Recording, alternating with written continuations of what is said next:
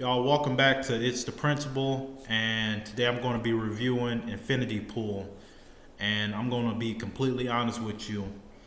I was in the theater. I saw it yesterday, and I was sipping on a little something something, and I had to go to the restroom like 6 or 7 times, so I probably missed like half the movie. But I saw enough of it to have an opinion.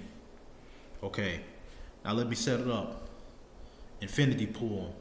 It's about this writer named James Foster. Him and his wife, they go to this island, and it's there that they meet this other couple. One of the members of this couple is played by Mia Goth. You may have seen her in Pearl, and Mia Goth plays Gabby.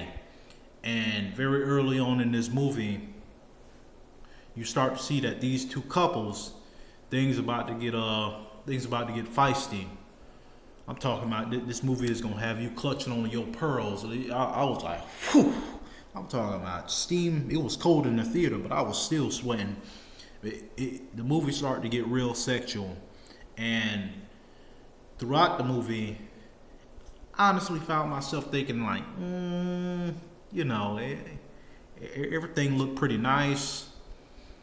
The acting is, it's everything was mediocre all throughout, and then something happens. It's a sci-fi twist to the movie, and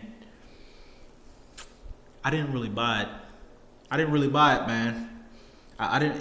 It's a sci-fi twist, and from there springs the whole plot. Okay, now the twist of the movie I didn't buy. If you trying to get me to be convinced about what's going on here, you're gonna have to put some time into explaining to me exactly how this thing came about before we go into the after effects.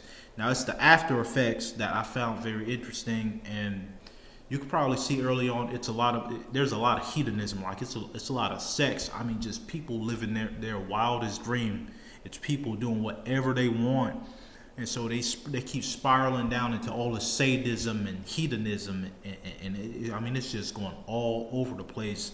And a lot of the sequences, they do very well at just making you feel this very like bestial nature to it, this extremely seductive nature to it.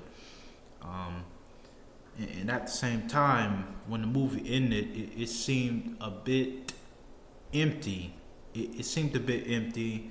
And while I do respect that this is a movie in which they were trying to say something, I believe, about the rich having the ability to be saved from their choices, and how they have this access to a world that other people don't have. And that access isn't always the best thing. I still have to say that they could have done a lot of more work on the premise of the film. All in all, it was a very unique watch. It's something that I would watch on Hulu Plus or HBO Max. Not necessarily something that I would spend my money on, though. All in all, it was alright. With his pause button at.